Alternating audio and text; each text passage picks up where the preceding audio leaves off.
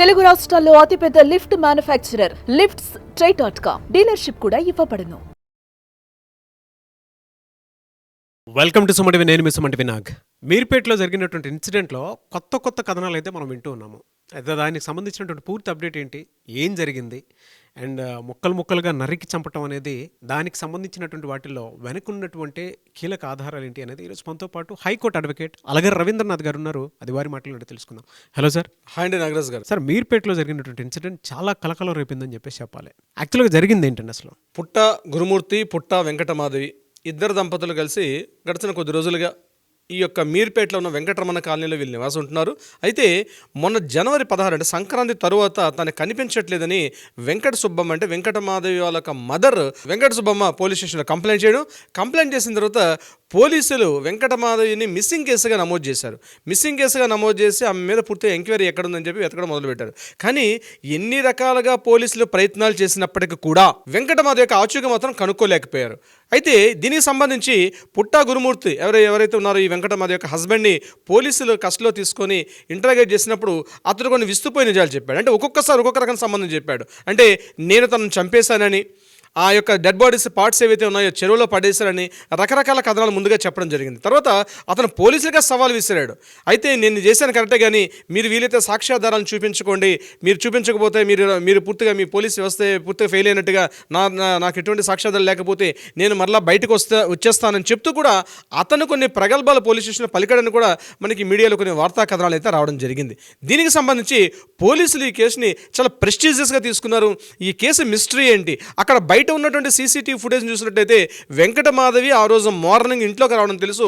మరలా ఇంటి నుంచి బయటకు వస్తున్నటువంటి సమీపంలో ఉన్న సీసీటీవీ ఫుటేజ్ చూసినప్పుడు కూడా ఎక్కడికి తను బయటకు వెళ్ళినట్టుగా ఎక్కడ కూడా తనకు అనవాలి. అంటే ఇంట్లోకి వెళ్ళడం మాత్రం జరిగింది. సో ఇంట్లో ఏం జరిగింది, ఇంట్లో ఎలా మిస్సింగ్ జరిగింది, రకరకాల కోణాలుగా రకరకాల ఫోరెన్సిక్ కావచ్చు, ల్యాబొరేటరీస్ కావచ్చు, రకరకాల అంటే బ్లూ రేస్ కిరణాలు అంటారు, రకరకాలుగా చేసినప్పుడు మాత్రం ఎక్కడ కూడా ఆనవాలే దొరకలేదు. కానీ కొన్ని చిన్న క్లూస్ అయితే దొరికాయి, కానీ పోలీసులు వాటిని రివీల్ చేయలేదు. ఈరోజు మార్నింగ్ పోలీసులు అవి రివీల్ చేస్తే విస్తుపోయే నిజాలు, నాగరాజు గారు, భయంకర నిజాలు, ఒళ్ళు గగుర్పాటు చెందిన నిజాలన్నీ ఒక్కడొక్కటి పోలీసులు చెప్తుంటే ఆశ్చర్యపోవడం ప్రజలు అవుతుంది. ఏ రకంగా అంటే ఆ బాడీని మార్నింగ్ ఏదైతే సంక్రాంతి ఉదయం నాడు చిన్న గొడవ జరిగింది భార్యాభర్తల మధ్యలో, నేను కాస్త వివరంగా చెప్పే ప్రయత్నం చేస్తాను. ఆ రోజు మార్నింగ్ గొడవ జరిగింది, భార్యాభర్తల ఇద్దరి మధ్య కూడా ఒక గొడవ జరిగింది. నెట్టి వేసుకున్నారు, ఒకరికొకరు తోసుకున్నారు. ఆ తోసుకున్న క్రమంలో గట్టిగా నెట్టివేయడంతో గురుమూర్తి ఇమ్మీడియట్గా ఆమె అక్కడ పడిపోయి స్పృహ కోల్పోయింది.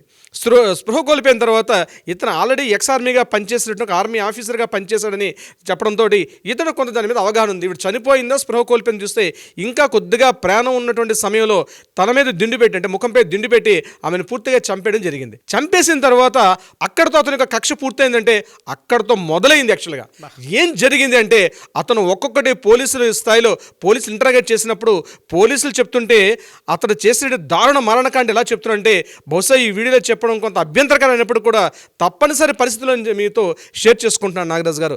ప్రధానంగా ఏం జరిగిందంటే అతను ఎప్పుడైతే చనిపోయిందని తెలిసిన తర్వాత కత్తి తీసుకొని ఒక మంచి మాంసాన్ని కట్ చేసే కత్తిని తీసుకొని మొత్తం ఎంటైర్ బాడీని 4 పార్ట్స్గా కట్ చేశాడు. కాళ్ళను ముందు కట్ చేశాడు, కాళ్ళు వేరుపడింది. చేతులు కట్ చేశాడు, చేతులు వేరుపడింది. మొండాన్ని కట్ చేశాడు, మొండాన్ని వేరుపడింది. తల మొండాన్ని వేరు చేసి 4వ భాగాన్ని కట్ చేశాడు. ఈ 4 భాగాలు కట్ చేసిన తర్వాత ఆ ఓన్లీ లెగ్స్ పార్ట్ ఏదైతే ఉందో ఒక డ్రమ్ము తీసుకొని డ్రమ్ములో వాటర్ హీటర్ పెట్టి ఆ యొక్క ఎంటైర్ బాడీస్ని ఉడికించడం మొదలుపెట్టాడు. అంటే వాటర్ హీటర్ తోటి బాయిల్ని ఉడికించేసి ఒక్కొక్క పార్ట్ని ఉడికించడం మొదలుపెట్టాడు. ఒక క్రూయల్టీ చూడండి, ఎంత క్రూయల్టీ అన్నది ఆ మంటల కండిషన్ చూడండి. కాళ్ళ భాగాన్ని వేరు చేశాడు, బాయిల్ చేశాడు. తర్వాత 2 చేతులను తీసుకొని ఆ బకెట్లో పెట్టి మరలా హీట్ చేశాడు, అది కూడా అయిపోయింది. తర్వాత మొండాన్ని చేశాడు, తర్వాత శిరస్సు భాగాన్ని, తల భాగాన్ని కూడా చేశాడు.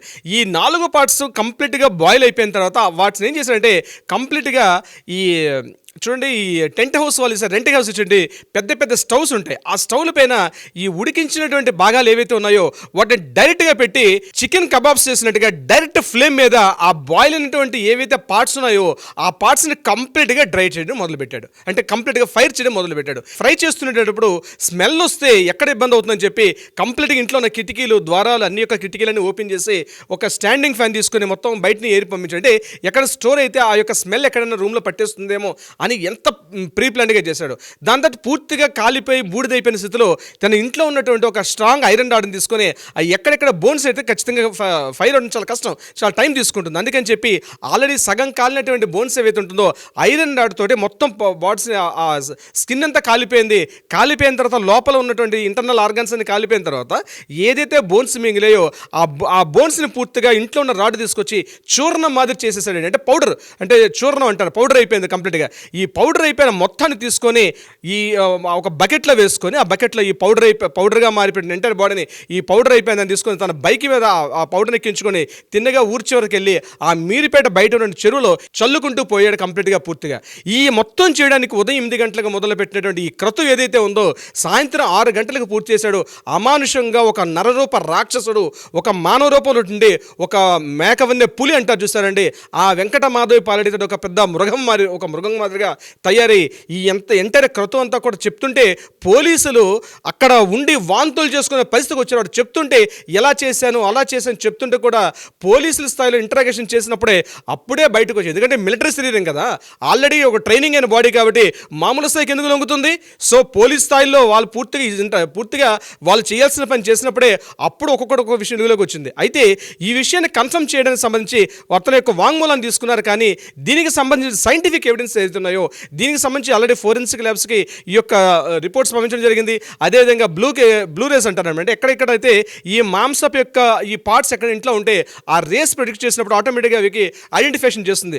అటువంటి మోడర్న్ టెక్నాలజీ కూడా వాడారు. ఎందుకంటే వాడు పూర్తిగా ఇంట్లో ఉన్న ప్రతి పార్ట్ కూడా ఎంటైర్ క్లీనింగ్ చేసేసి ఎక్కడ చేస్తే ఎలా చేసే స్నిఫర్ డాగ్స్ కూడా దొరకకుండా ఏ రకంగా చేస్తే దీన్ని పూర్తిగా క్లోజ్ చేయొచ్చు అన్ని రకాల ప్రయత్నాలు చేసి పూర్తిగా ఎంటైర్ ఒక బాడీని ఒక అక్షరాల 35 సంవత్సరాల ఒక వనిత యొక్క బాడీని ఒక మహిళ మృతదేహాన్ని పూర్తిగా ఆయన మాయం చేసేసాడు తనకున్నటువంటి దారుణటువంటి మెంటాలిటీ కండిషన్ తోటి. అయితే ఇక్కడితో అయిపోలేదు. ఈ విషయాన్ని పోలీసులు ఇంకా పూర్తిగా ఇంటరాగేషన్ చేస్తుంటే ఈ యొక్క రిపోర్ట్స్ వచ్చినప్పుడు మాత్రమే ఈ యొక్క టాలీ చేసి దీన్ని కోర్టులో ప్రవేశపెడితే వస్తుంది. అయితే నిందితుడికి కఠినమైన శిక్షలు పడాలని చెప్పి ప్రతి ఒక్కరు కోరుకుంటున్నారు. కానీ నాగరాజ్ గారు ఒక విషయం ఇక్కడ గుర్తుపెట్టుకోవాల్సింది, నేరం చేసే ప్రతి ఒక్కరు మైండ్ సెట్కి చెప్తున్నాను, నేరం చేసే ఆలోచన ఉంటే ఎవరికైనా ఈ క్షణమే మర్చిపోండి, అటువంటి ఆలోచన తీసేసుకోండి. ఎందుకంటే నేరం చేసిన వాడు ఏదో ఒక రకంగా దొరికిపోతాడు. ప్రధానంగా ఇక్కడ అతన్ని పట్టించినటువంటి ఆనవాళ్ళు ఏమిటయ్యా అంటే ఏకైక కారణం, ఎప్పుడైతే ఫైర్ చేస్తున్నాడో తన బాడీకి కూడా తనకు తెలియకుండా ఆ ఫైర్ చేసే క్రమంలో అక్కడక్కడ తనకు గాయాలయ్యాయి. ఆ గాయాలని పట్టి వీళ్ళు ఎంక్వైరీ చేస్తే అప్పుడు మొత్తం వెలుగులోకి వచ్చింది ఈ యొక్క స్టోరీ మొత్తం కూడా. అంటే ఒకటి గుర్తుపెట్టుకోవాలి నాగరాజు గారు, ఎన్నో క్రైమ్స్ జరుగుతుంటాయి కానీ ఇట్లాంటి సంఘటన ఏదైతే ఉందో బహుశా నాకు తెలిసి నా ఇన్నేళ్ళ సర్వీసెస్లో ఎక్కడ కూడా ఈ 30 ఏళ్ళ చరిత్ర నేను చూస్తున్నాను, 30 ఇయర్స్లో ఎక్కడ కూడా నేనైతే వినలేదు నాగరాజు గారు.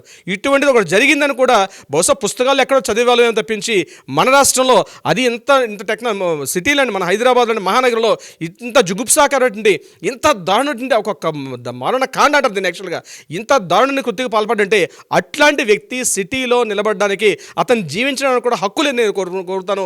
ఇది కాకుండా ఇతని తరపున ఎవరైనా అడ్వకేట్స్ కూడా కేసు వాదిస్తాం, అతను దయచేసి మా అడ్వకేట్ ఫ్రెండ్స్ కూడా నేను చెప్తున్నాను, ఈ వ్యక్తికి ఎవరైనా దయచేసి అతని తరపున ఎవరు కూడా అతని తరపున వాదించవద్దు అన్న విజ్ఞప్తిగా నేను కోరుకుంటాను. నాగరాజ్ గారు చాలా జుగుప్సాకరం బాబాయ్, వింటుంటేనే నో వర్డ్స్ అని. ఏదైనా రైట్ జడ్జ్మెంట్ మాత్రం దీనికి ఉండాలని మాత్రం కోరుకుందాం అంతే. Thank you so much Rabindranath garu. Thank you so much Nagaraj గారు.